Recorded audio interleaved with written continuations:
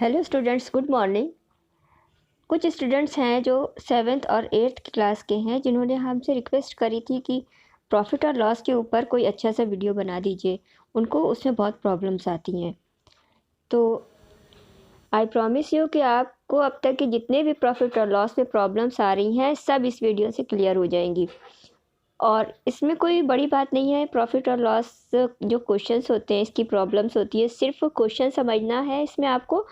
और आपको फार्मूले ध्यान में रखने की कौन सा फार्मूला हमें यूज़ करना है। तो चैप्टर शुरू करने से पहले आपको इसकी डेफिनेशंस कुछ बताना ज़रूरी है। सारे बच्चे जो हैं वो जानते होंगे प्रॉफिट और लॉस में क्या क्या डेफिनेशंस होती है। कॉस्ट प्राइस, सेल प्राइस होता है और प्रॉफिट और लॉस होता है। लेकिन क्योंकि चैप्टर शुरू से पढ़ा रहे हैं तो थोड़ा बहुत तो इंट्रोडक्शन देना ज़रूरी है। तो सबसे पहले आती है बात कॉस्ट प्राइस की। तो अगर हम कोई आर्टिकल या ऑब्जेक्ट किसी शॉप में जाकर ख़रीदते हैं, परचेस करते हैं, तो जिस रेट पर हम उस चीज़ को ख़रीदते हैं तो उसको उसका कॉस्ट प्राइस कहते हैं। इसको सीपी से रिप्रेजेंट करते हैं। अब आती है बात सेलिंग प्राइस की। तो जिस प्राइस पर हम वो ख़रीदी हुई चीज़ बेचते हैं तो उसको कहते हैं सेल प्राइस। उस रेट को या उस प्राइस को सेल प्राइस कहते हैं। उसके बाद आता है प्रॉफिट। अब हमने कोई चीज़ कम रेट में ख़रीदी और ज़्यादा रेट में बेच दी तो उसको कहेंगे प्रॉफिट यानी लाभ। तो जो प्रॉफिट का फॉर्मूला होता है वो प्रॉफिट होता है sale price minus cost price. क्योंकि अगर हमने सेल प्राइस ज़्यादा रखा होगा तभी हमें प्रॉफिट होगा। तो प्रॉफिट में सेल प्राइस ज़्यादा होता है और कॉस्ट प्राइस कम होता है।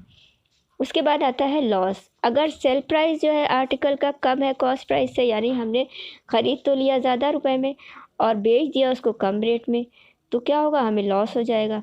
तो हम क्या करेंगे, लॉस निकालने के लिए फार्मूला अप्लाई करेंगे। Loss is equal to cost price minus sale price.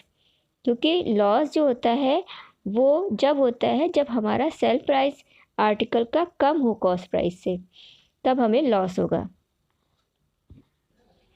आइए अब हम आपको बताते हैं कि ग्रॉस प्रॉफिट इनकम क्या होती है। देखिए, जब हमको इतना प्रॉफिट हो, टोटल इनकम मेरी इतनी हो प्रॉफिट मिला के कि हम उसी से टैक्स भी हम अपना पे करें, यानी कि हमने उसमें से टैक्स को अलग नहीं किया। जो हमें टैक्स गवर्नमेंट को देना होता है वो हमने उस अपनी इनकम से अलग नहीं किया, वो टैक्स भी उसी प्रॉफिट में से निकालना है।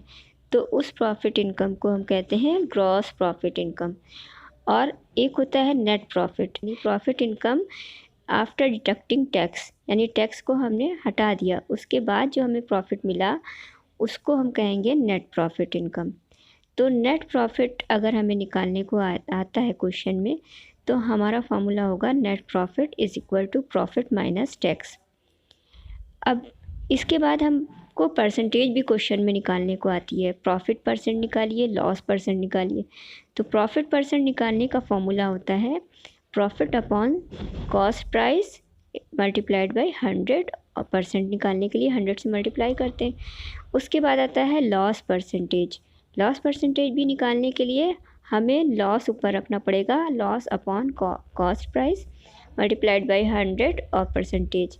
तो अगर प्रॉफिट परसेंटेज निकालना हो तो वही फॉर्मूला होगा, सिर्फ हमें प्रॉफिट ऊपर रखना होगा कॉस्ट प्राइस के। अगर लॉस परसेंटेज हो तो कॉस्ट प्राइस के ऊपर लॉस परसेंट निकालने के लिए लॉस ऊपर रखना होगा। सेल प्राइस कैसे निकालें अगर प्रॉफिट परसेंट दिया हो। तो हमने मान लीजिए कोई प्रोडक्ट ख़रीदा, तो हम उसको 10% प्रॉफिट पर बेचना चाह रहे हैं, सेल करना चाह रहे हैं। तो उसके लिए क्या फार्मूला लगेगा, मतलब हमको ये सोचना है कि हम कितना सेल प्राइस रखें इसका कि हमें 20% का या 10% का उस प्रोडक्ट पर फ़ायदा हो, लाभ हो या प्रॉफिट हो।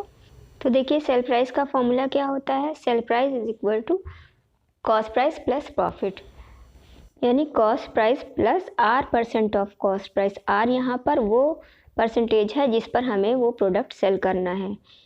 उसके बाद फिर जहाँ पर परसेंटेज का साइन लगा होता है वहाँ पर 100 लिखते हैं, तो cost price plus R/100 of cost price.